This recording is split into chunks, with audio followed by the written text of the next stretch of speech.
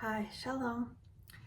This video contains mentions of racism, hate crimes, and KKK activity. Viewer discretion is advised. Also, any use of outdated language is for historical purposes only and in no way reflects my own views.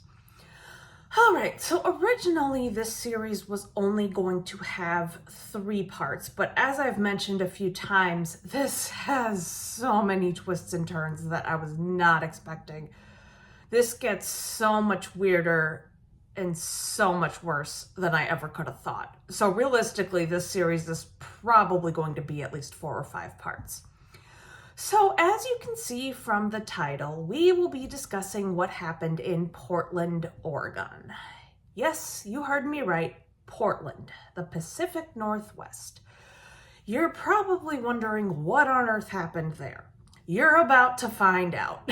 Buckle up because this is one bumpy ride. Okay, so this story starts with a man named Peter Burnett who was born in 1807. He led the first wagon train to Oregon in 1843 and eventually became Oregon's first Supreme Court justice. If you're from my generation, you're probably thinking of playing Oregon Trail on the computer in school. Unfortunately, this story is much more sinister. The actual history of Oregon and Portland is not commonly known, which is what compelled me to research it and make a video about it. Burnett instituted the Burnett-Lash Law, which is exactly what it sounds like. Black people were forced to leave Oregon upon penalty of flogging. They also tried to ban Chinese migration to Oregon. Prejudice against Chinese people is a whole other thing I need to cover. I'll get to that. The Lash Law was short-lived, and there is no evidence that it was actually used, but Oregon was still founded as a whites-only state. That's a little detail you won't find in the computer game. In the 1920s, Oregon had the largest KKK population in the entire country. Walter Pierce was elected governor in 1922, and he was endorsed by the KKK.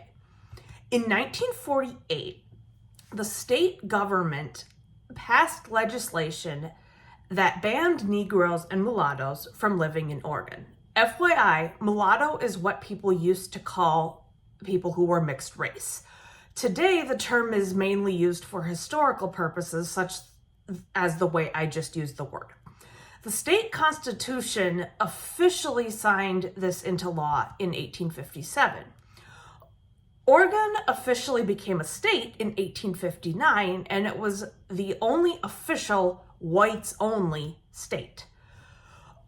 Oregon originally ratified the 14th Amendment, but quickly rescinded it due to public outrage. This was one of countless cases where states did not want to enforce legislation that had been passed at the federal level. You're probably wondering, isn't that illegal? Yes, it is. That's why all the conflict ensued. Oregon was one of 6 states that refused to pass the 15th Amendment, which gave Black men the right to vote. The 15th Amendment was not ratified in Oregon until 1959. Yes, you heard me right. My parents were alive when Black people in Oregon got the right to vote. The 14th Amendment would not be ratified in Oregon until 1973. Again, you're not misunderstanding anything. I'm dead serious about all of this.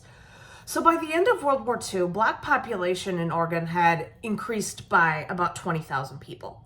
Like many other states, Oregon did a ton of redlining, and most of the Black people in Vanport lived in temporary housing.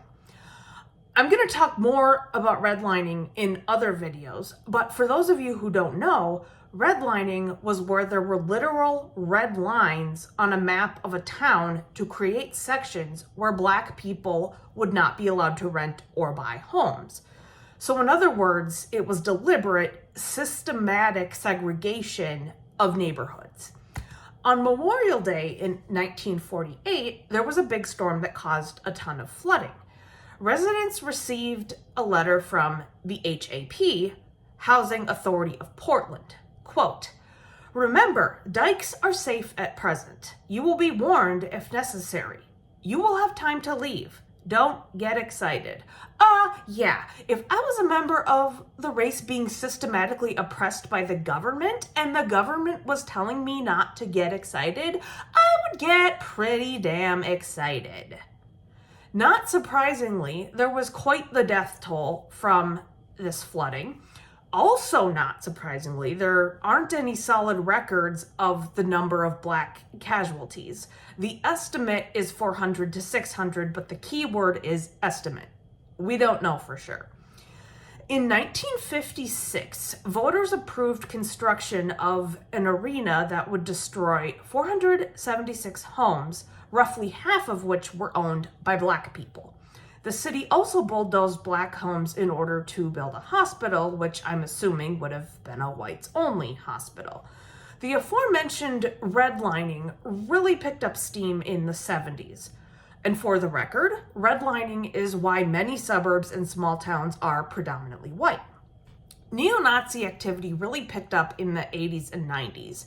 Hate crimes against Black people escalated significantly during that time. One of the most prominent hate groups was the WAR, White Aryan Resistance. Obviously, white people today aren't responsible for the creation of decades-old systems like redlining, but we are responsible for understanding how we benefit from these oppressive systems and understanding how we can fight for racial justice and equality moving forward. In part 4, I'm going to dig into some of the KKK's surprising connections with well-known institutions, companies, and public figures. All right, thanks for watching, and I'll be back soon. Bye.